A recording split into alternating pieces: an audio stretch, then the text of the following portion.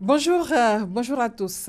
Vous le savez, la Commission électorale indépendante avait annoncé la reprise du vote pour les élections législatives à Guiglo pour départager deux candidats arrivés en tête des résultats proclamés lors des législatives. Aujourd'hui, c'est le jour J. Les populations de Guiglo votent en ce moment. Il s'agit des candidats Marius Boé du Rassemblement des Oufouettistes pour la démocratie et la paix et Léonard Guéhi, candidat indépendant, arrivé en tête avec 29,73% des voix à Guiglo. Le gouvernement ivoirien appelle les populations à la vigilance et à la prudence face aux sociétés d'agrobusiness dans l'EVA et le maraîcher. Le Conseil des ministres a par ailleurs décidé de limiter les mandats des administrateurs des établissements publics nationaux. Et puis, concernant l'accès à l'ENA, la limite d'âge a été relevée.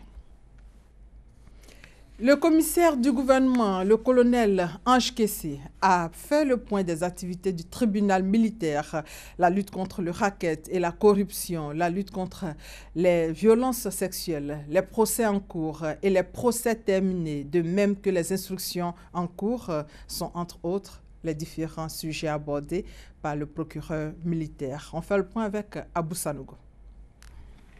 Cette rencontre est périodique. Elle se tient 4 fois par an. Elle est initiée par le commissaire du gouvernement pour faire le point sur la poursuite de la politique criminelle engagée par le gouvernement. Les incidents entre des éléments de la police nationale et la population civile à Katiola, Diokwe, Yamoussoukro, Tumodi, Mankono et l'assassinat de militaires de la gendarmerie. Les cas de Bouna, Bondoukou et Meyagui ont été quelques sujets abordés par le procureur militaire, le colonel Ange Kessé Kwame. Par ailleurs, il invite les populations à ne pas se rendre à justice. Vous ne devez pas brûler un commissariat de police. Ce sont des services publics. Donc ça n'appartient pas seulement à la ville, ça appartient à tout l'État de Côte d'Ivoire. Porter le feu à une brigade ou à un commissariat, c'est commettre une infraction qu'on appelle l'incendie volontaire. Et ça, c'est un crime.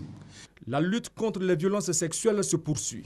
7 dossiers de procédures liés aux violences sexuelles et les violences basées sur le genre sont inscrits au rôle des audiences de la rentrée judiciaire prochaine. Quant à la lutte contre le racket et la corruption, elle se poursuit également. Tant qu'il n'y aura pas le dernier racketeur qui quittera les corridors, le tribunal militaire accentuera, renforcera et appuiera sa lutte contre le racket. Sur le vol commis au commandement des forces spéciales, sur plainte du commandant des forces spéciales, le parquet militaire a ouvert une enquête pour vol portant sur la somme de près de 50 millions de francs CFA. Le juge d'instruction militaire a inculpé le commandant second des forces spéciales. On n'a pas dit que Mourou est coupable de quelque chose. Certains amis qui sont arrêtés, qui sont impliqués dans cette affaire, ont cité son nom. Pour ne pas que, à chaque fois on l'appelle, à chaque fois on le convoque pour l'entendre, on a préféré l'inculper dès maintenant. Ça ne veut pas dire qu'il est coupable.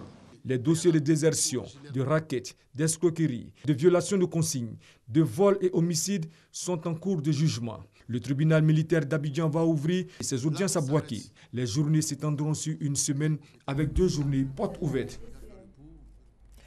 Le gouvernement du Niger a annoncé hier le lancement d'un programme d'amnistie et de réinsertion pour les anciens combattants du groupe Boko Haram. Cette annonce a été faite par le ministre nigérien de l'Intérieur et de la Sécurité publique en visite à Difa, dans le sud-est du pays, où une trentaine d'anciens combattants s'est rendue. En République démocratique du Congo, au moins 50 personnes ont été tuées dans le sud-ouest du pays dans des inondations provoquées par des pluies torrentielles et le débordement de la rivière Kalamou durant la nuit de lundi à mardi. Et toujours en République démocratique du Congo, la question du partage du pouvoir au niveau du gouvernement et des exécutifs provinciaux est toujours en discussion. Majorité et rassemblement de l'opposition se sont rencontrés. Les évêques attendent ces 2 amendements pour terminer le protocole d'accord qui devrait être présenté ce jeudi 29 décembre. La signature est toujours prévue pour vendredi. L'Église catholique reste confiante malgré quelques déclarations alarmistes tant du côté de la majorité que de l'opposition. Voilà, et c'est la fin de ce flash. On se retrouve à 13h. Merci de votre fidélité.